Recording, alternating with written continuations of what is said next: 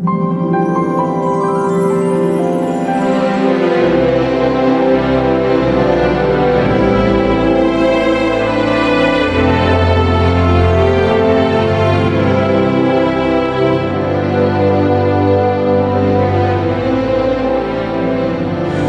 to School Bytes, a program of the Monterey County Herald and the Media Arts Center for Education and Technology. I'm your program host, Claudia Meléndez Salinas, the education reporter for the Monterey Herald. With me today, we have Doug Garrison, interim president of Monterey Peninsula College, Tammy Suber, president of the 20th District of PTA and a student herself, and Ron Pasquinelli from the Monterey Peninsula Taxpayers Association. Welcome, everybody. Thank you for being here.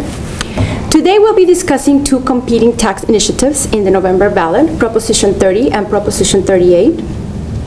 Proposition 30, called the Temporary Taxes to Fund Education, also known as the Brown Initiative, raises the sales tax by 1/4 cent for every dollar for 4 years. It also increases the personal taxes on the top 3% of income taxpayers for 7 years. It would raise about $6 billion starting this year through 2017. If rejected, lawmakers would have to cut $6 billion in spending. The cuts would mostly be allocated to education, with $5.4 billion to K-12 education and $500 million to public universities. Dr. Garrison, how would those cuts affect Monterey Peninsula College? Okay, well, first of all, thank you for inviting me to be here. I appreciate the chance to be able to comment on this. Proposition 30 literally reflects a major Y in the road for the future of California community colleges and MPC. If it passes, it will not give us any more money, but it will stop the bleeding. We've been having our funding cut ever since 2008, and it's already had significant impact. If it fails, then MPC will experience a further reduction of $2.3 million from our budget for this year and for next. What that reflects is the reduction of over 500 full-time equivalent students, which is about 1,000 students when you recognize that the majority of our students are part-time. It reflects us having to make very difficult decisions about what programs to continue, what programs to reduce. It will, in the end, reduce the number of educational opportunities that students have. In other words, there'll be fewer seats for our students to be able to go to. This is really challenging, and it's an issue that's not just affecting the college, it affects our entire community. 2/3 of all the graduates that come out of CSU have transferred from California community colleges. 1/3 of all the UC graduates transferred from us. 70% of all the nurses on duty in California got their training at community colleges. 80% of all the first responders, the firemen, the policemen, the EMTs got their training at community colleges. Education that we provide is at the absolute fabric of the health of an institution and of a community itself. So the economic well-being of the community is tied very much to how well we're able to respond to their needs. Major threat. Thank you, Dr. Garrison. Proposition 38, like I mentioned earlier, it's a competing proposition. So there's two on the ballot, 30th and 38. 38 is called the Tax for Education and Early Childhood Programs. It's also known as the Munger Initiative, after the civil rights lawyer who is championing it. The tax measure would raise taxes for most Californians in a progressive way, meaning the higher the income, the more money people would pay into it. The proposition would raise about $10 billion a year to be deposited in a new account called the California Education Trust Fund. 70% of it to be used solely on education and 30% to help California solve its debt.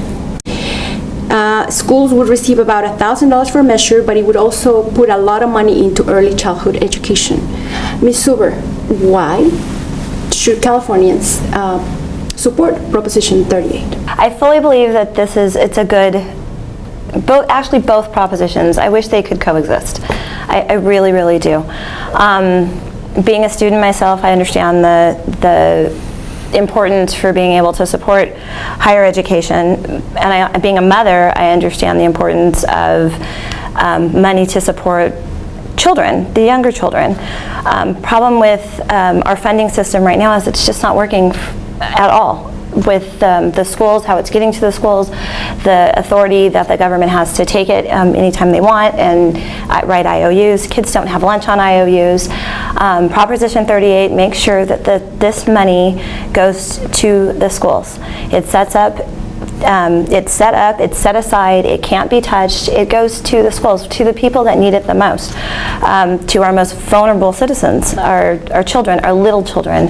Early childhood education it's suffering greatly right now with these cuts. We are cutting programs out. We're raising the age that the child has to be in school by, and removing the early childhood educations at the same time. We're also demanding more of children when they get to school. So kindergarten isn't playtime anymore. It's serious business, kindergarten is. So it's important that we prepare our children and that there's money there in support of them when they get there, so that these programs can function. And let me get this something clear. Is the PTA not supporting one initiative over the other? It's just like support both, or how is that working? PTA is definitely for Proposition 38. They are fully backing Proposition 38. We are not against Proposition 30. 38 is the one that we've chosen to get behind because of the fact that it can't be touched. It is specific set aside money. We want to see, we're in it for the kids, we're not in it for Sacramento. We don't want the budget balanced off our children any longer, and that's where we're putting our focuses in 38. Okay, thank you. And just to make sure that both ballot provisions, both ballot have provisions in them that would cancel one another should one get more votes. So in essence, only one measure is going to pass. Mr. Pasquinelli, why should Californians not support these tax measures after what you've heard from Mr. Garrison and Ms. Seward? Thank you for inviting the Taxpayers Association.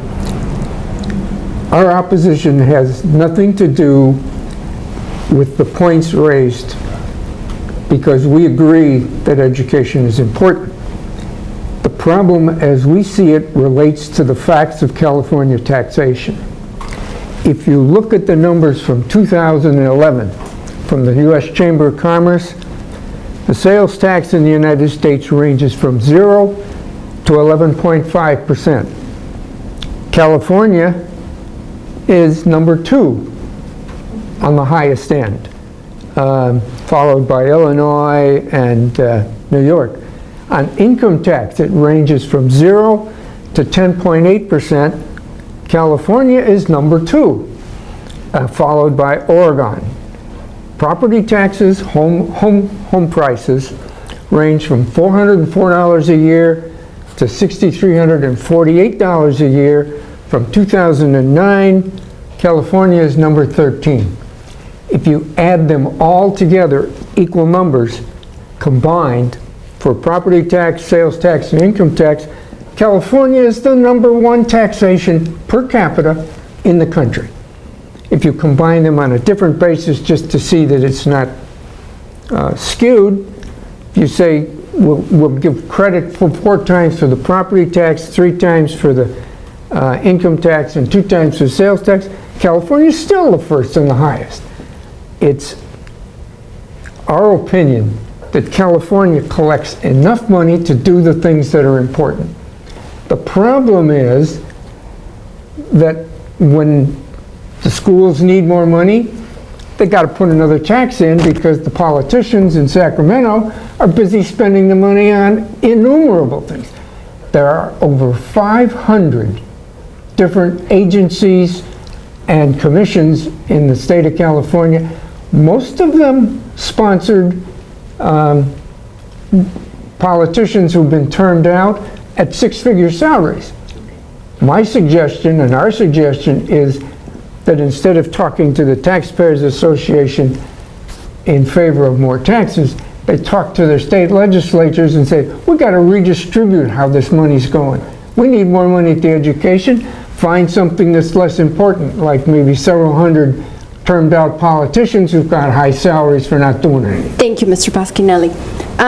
Let me go back to Mr. Garrison now and ask him about, you mentioned earlier, you want, this measure would be something to stop the bleeding. Right. Want to talk a little bit more about that in terms of what you've needed to do specifically for the college in the last few years when and I'm going to give you 2 minutes, and when you see my pen going like this, it means it's the magic wand. Got it. Got it. Will the magic wand provide more funds? Yeah, for my house. Oh, okay. Well, good for you. Yeah, this is an important part of this conversation because the discussion about Proposition 30 or Proposition 38, and I would like to reserve some comment on that a little bit later, doesn't start now. We have had reductions in general fund apportionment funding from the state ever since 2008. In 2008, MPC served over 8,500 full-time equivalent students. This past year, 11-12, we could only serve 7,000. That is a significant reduction, and that's an 18% reduction in the number of full-time equivalent people we can educate. The reason for that is that our budget has been reduced $4.5 million over that time period. It's a 12% reduction in our apportionment revenue. And MPC's budget is about 96% driven by apportionment income. We, like nearly all educational institutions, higher education institutions, hover between 80 and 85% of our total budget obligation being tied into people in some way. Salaries, benefits, support for them to do their jobs. So when you figure 15, okay, there's only 85% is spoken for already. We've lost 12% of the revenue. We're on the margin. So it's an important thing for people to understand. This is not just a cut of another 2.3. This is after the patients on the operating table, serious cardiac arrest. Can you be specific about how you've been able to address, what programs specifically have you had to cut? We have reduced probably across the board, all programs in terms of offering fewer sections, not offering them every single term.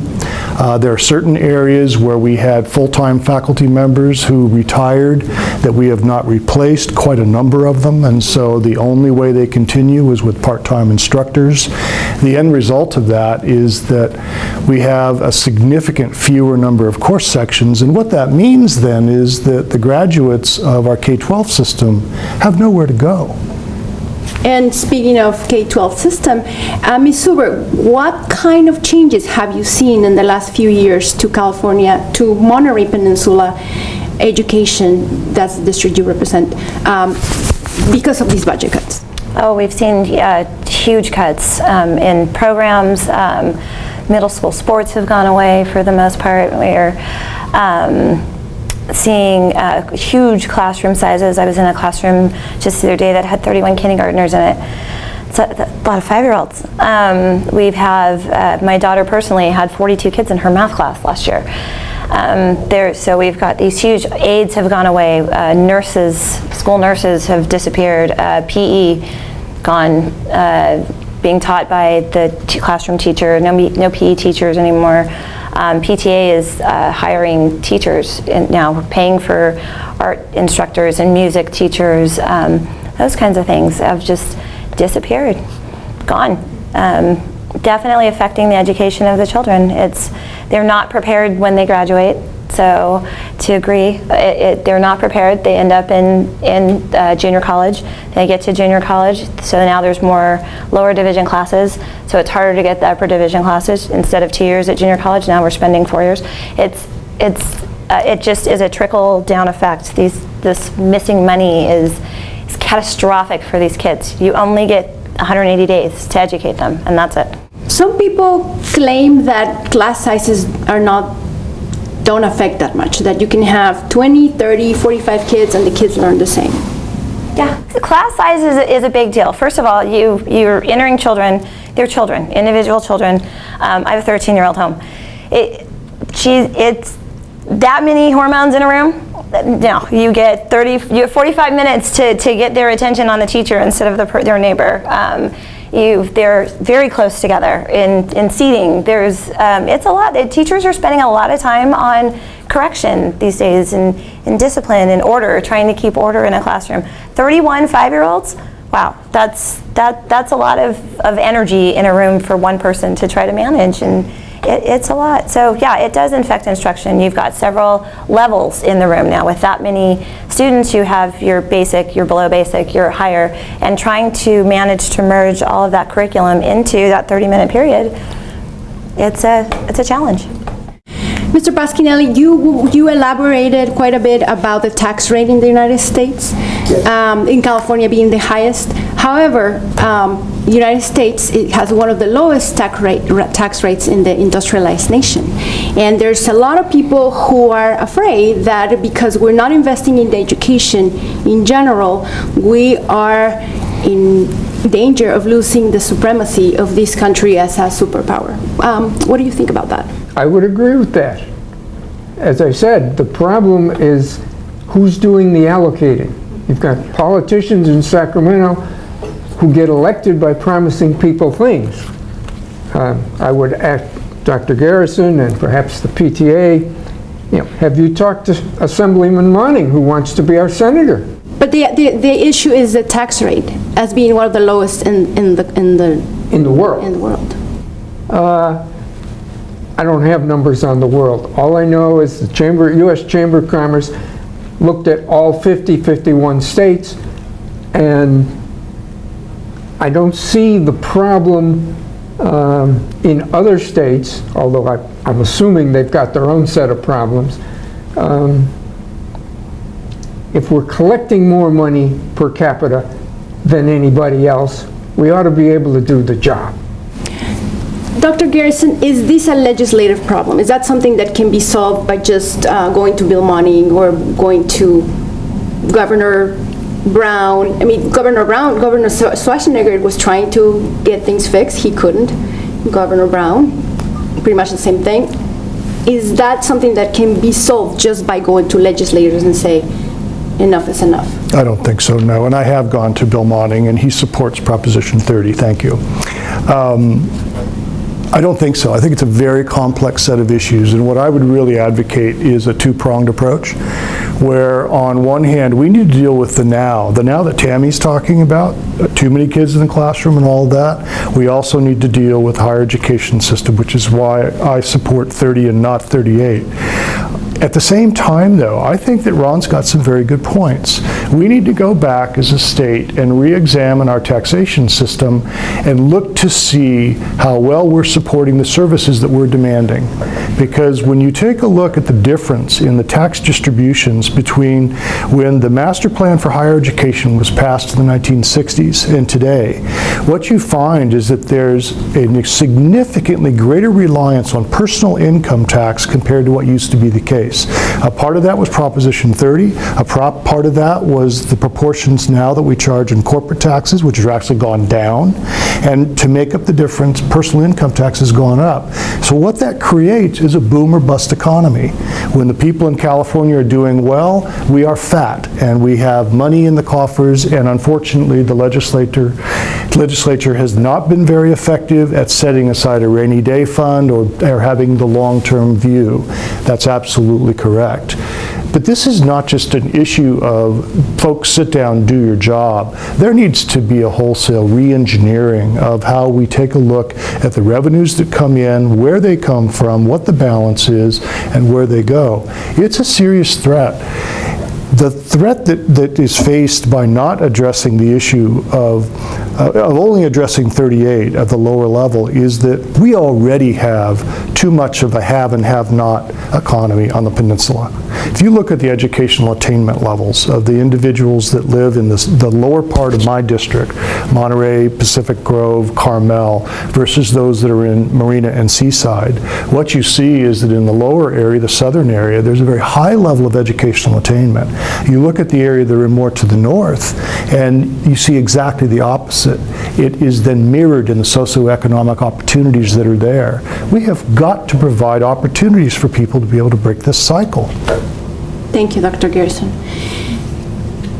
Ms. Silver, do you see the situation as dire as Mr. Garrison is painting it? I mean, he's talking about something that is really serious, and that's something I've actually heard from several people. Yes, it is dire. It's extremely dire. You're losing kids right and left. Your dropout rates are going up, and we're losing children. Like, and not just. We sit down and we talk numbers and percentages and tax rates, and at the end of the day, there's a child, a little soul, a little person, a small grown-up, a future that's being lost in the shuffle. That is completely just down to, well, it's too much money for this, or it's not too much money for this. Well, it's a future. We have huge holes in learning gaps, and he's correct. In our south, we've got a great setup, and in our north, we're seriously challenged socioeconomically all the way around. We've created this kind of chasm almost with the you can have an education, and I almost fear it's not even a black, brown, or otherwise, it's green. It's whether or not you can get an education at this point in time. It is extremely important, and you only get 4th grade once, you only get 5th grade once. What's lost in these years is lost. So this conversation of, oh, we'll fix it next year, now you've lost millions of children with 5th grade. Millions of them have just not gotten what they needed to be successful. There's no imagination in the school, in the curriculum anymore. It's black, white, get in there, learn your math, pass the test, done. It's super important that voters just vote, because we need to tell them that education is #1 on the list, whether it's for 30 or 38. They need to know that we don't appreciate the cuts. We need to send the message that it's important to educate our children, period. End of discussion. No matter how it happens, these children need education. Mr. Pasquinelli, how would you suggest the stalemate gets broken in Sacramento so better, more funding goes to schools or where it needs to be, where it's important? If I had the answer to that, we wouldn't be here. The problem has to do with being a democracy. People run for office not by promising pain and austerity, but by promising, what do you want? I'll get it for you. And until that can be changed, and you can get people willing to run for office that say, there's $54 million that the State Parks Department has stashed away that nobody knew about. At the same time, the governor is closing parks because they don't have any money. He's got enough money to take a bullet train from no place to nowhere in the Central Valley, which over the 30-year life that it's going to take to build that out may be a good thing, but not today. Today we've got a school problem. Take the money that they're going to put into the bullet train through the Central Valley, give it to the schools, get the kids educated, so that when they grow up, they become parents and they demand their kids get educated. I keep hearing about small class sizes. I counted the other day 44 of us in a grammar school class. And my high school classes ran about 40 kids. And then I went to engineering school, and you sit in a lecture hall with 400 people. You had access to the professor. But if I didn't do my homework, I didn't get it from the teacher. I got the dickens when I got home from my father, who had heard from the teacher, he's not doing his homework, so I learned to do my homework. Those were the good old days, huh? Well, think of your own class sizes, Doctor, when you were in grammar school. But things were different then. The kids... I don't think globalization was as much of a pressure back then, but... Well, they're not teaching algebra in grammar school and calculus in high school. I had to get into college and engineering school before I got to the calculus. The demands are a lot different. You know, it's different, but the parents are demanding less today than my parents demanded of me, and I would demand of my employees. Thank you so much for being here. I'm going to wrap this up, and I'm going to ask each one of you to give a 1 to 2 minute closing remark. And I'll start with Mr. Pasquinelli because you were the last one, and now the last one shall be the first one. Good closing remark. A short one is, I think the people looking to continually raise taxes and get more money have got to look at the overall economy of California. It's if it was a nation, it would be the 7th largest economy in the world. And if you look at places like India, their school system, they compete to get into good schools.